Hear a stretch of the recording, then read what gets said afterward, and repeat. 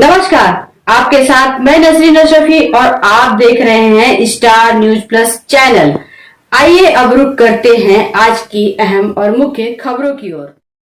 खबर उत्तर प्रदेश के बरेली से। विधवा महिला पास्टर पर सपा नेता द्वारा ढाया गया कहर और जुल्म।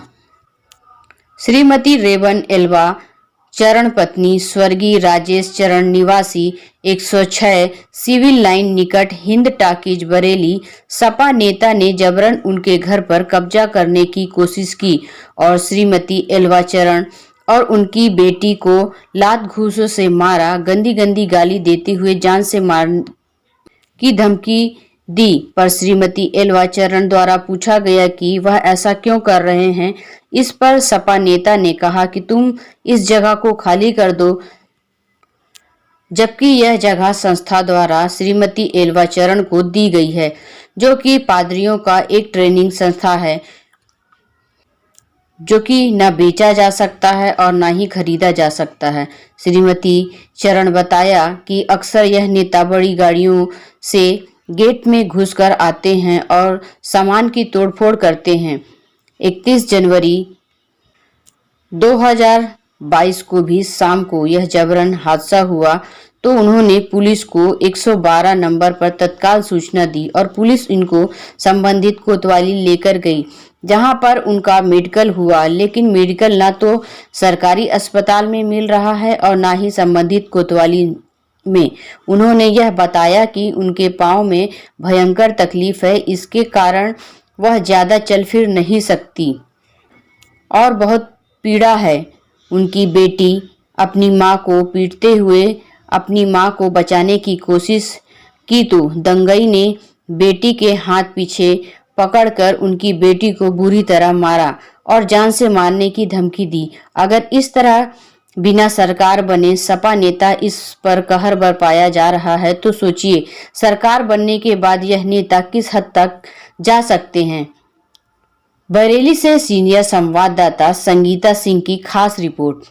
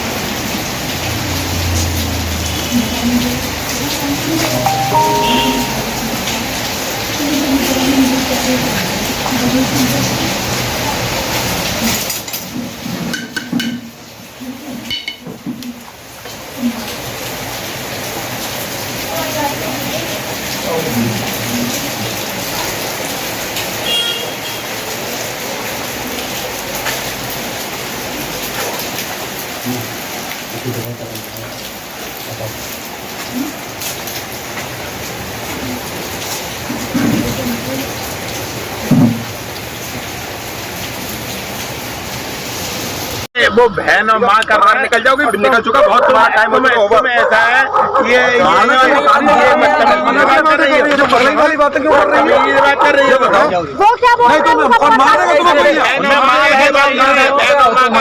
मतलब मारी कर रहा है, कह रहे तो भी आपका क्यों जल्दी है, हमेशा उल्टा क्यों जल्दी है, तुम बहुत ज्यादा जल्दी सही बताया, बहुत ज्यादा गाड़ी का सर पे चढ़ा दिया, फेंक सर पे चढ़ा दिया, गाड़ी मुड़ेगी, गाड़ी मुड़ेगी, अरे बुढ़िया हो, बुढ़िया कम बोलो, ऐसा है देखो कितना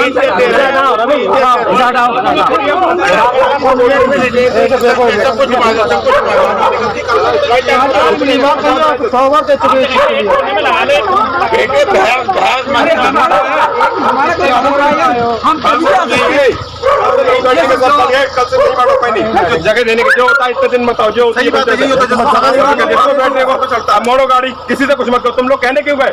क्यों तुम लोग क्यों गए किसी से कहने? हटाते जब तुम्हारी जगह बोलने के तुमसे पूछोगे, तुम्हारी जगह तुम्हारे नाम पे कागज है, किसी पे कोई कागज नहीं बोलने का। तुम मुझसे बस कुछ नहीं, कल सब यही पंचायत प्यार से रहना है, रहना उत्तर बंदा रहने नहीं देगा, प्यार से सब कुछ काम हो जाता है, लड़के काम नहीं। अंकल आप एक बात बताइए, जब भी आप लोगों ने कुछ भी कहा हमने आपसे आप जी करके ही बात करी।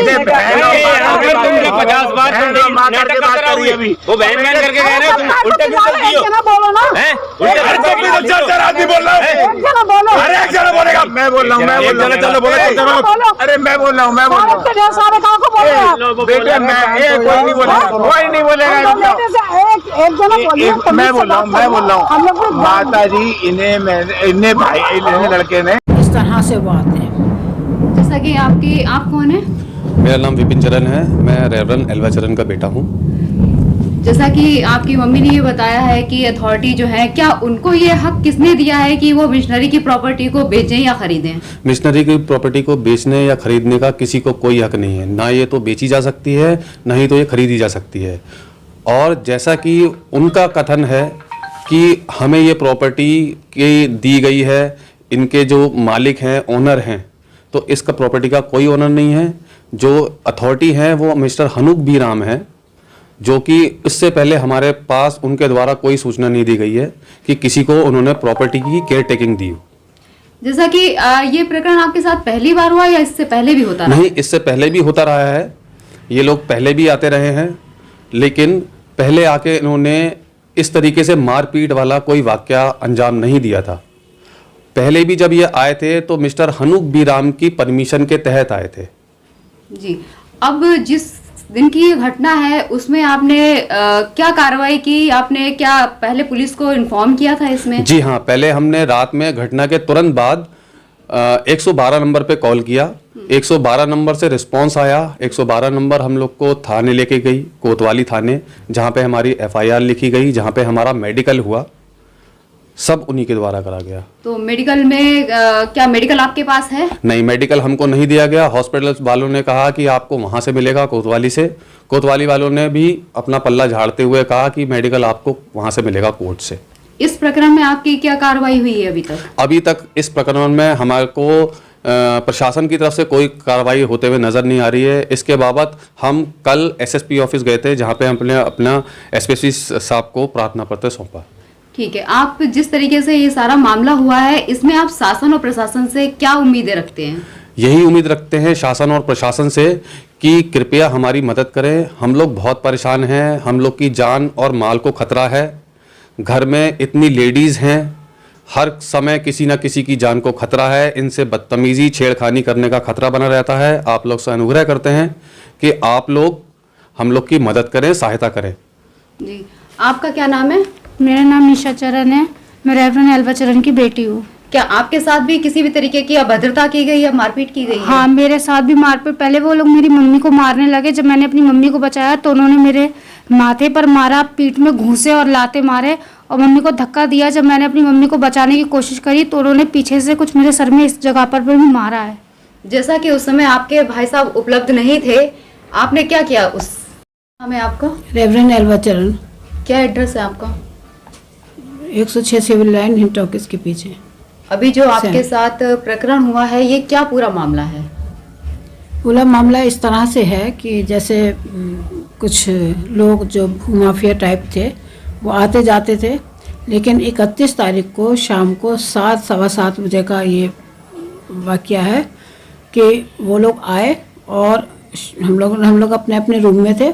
थोड़ी सी शोर मचने की आवाज़ आई तो सबसे पहले उन्होंने ये क्वेश्चन किया कि आपके यहाँ कोई जेंट्स नहीं है? हमने कहा नहीं, क्योंकि कोई नहीं था, हम माँ बेटी अकेले थे।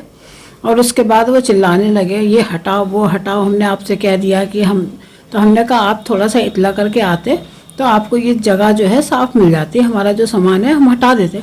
तो बोले हमारी चीज़ है ये और हम ही आपसे पूछ के आए।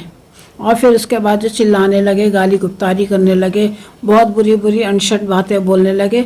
और यहाँ तक कि वो इतने गुस्से में हो गए कि उन्होंने हमको भी मारा और हमारी बेटी को भी मारा। उसके बाद गाली गुप्तारी करके वो लोग चले गए। जैसा कि आप ये मिशनरी की ज़मीन है, तो किसको अथॉरिटी है यहाँ पे, ये कैसे वो लोग आ गए यहाँ पे? अब हम लोगों को ये नहीं मालूम किसने ये अथॉरिटी दी है, लेकिन वो ये दिखा रहे हैं क्योंकि वीडियो में साफ दिख रहा है कि उन्होंने कहा है कि हमें ये अथॉरिटी, जो सेमिनरी के प्रिंसिपल हैं एच.बी. राम, उन्होंने हमें ये अथॉरिटी दी है कि हम यहाँ पर, ये हमारी प्रॉपर्टी है, हम यहाँ पर कभी भी आ सकते हैं। और वो जब भी आते हैं, दिन में कभी नहीं आते, रात में ही बड़ी बड़ी गाड़ियाँ लेके, 4, 5, 6 गाड़ियाँ लेके, गेट से लेके वहाँ हम लोग के आंगन तक पूरी गाड़ियाँ खड़ी करते हैं। और अकेले नहीं आते हैं, करीब 40-50 लोगों के संग, हथियार के संग, पिस्टल के संग आते हैं, ताकि अब ये नहीं मालूम वो हम लोग को डराते हैं या क्या है, लेकिन इस तरह से वो आते हैं। जैसा कि आप कौन है? मेरा नाम विपिन चरण है, मैं रेवरेंड एल्वा चरण का बेटा हूँ। जैसा कि आपकी मम्मी ने ये बताया है कि अथॉरिटी जो है, क्या उनको ये हक किसने दिया है कि वो मिशनरी की प्रॉपर्टी को बेचें या खरीदें? मिशनरी की प्रॉपर्टी को बेचने या खरीदने का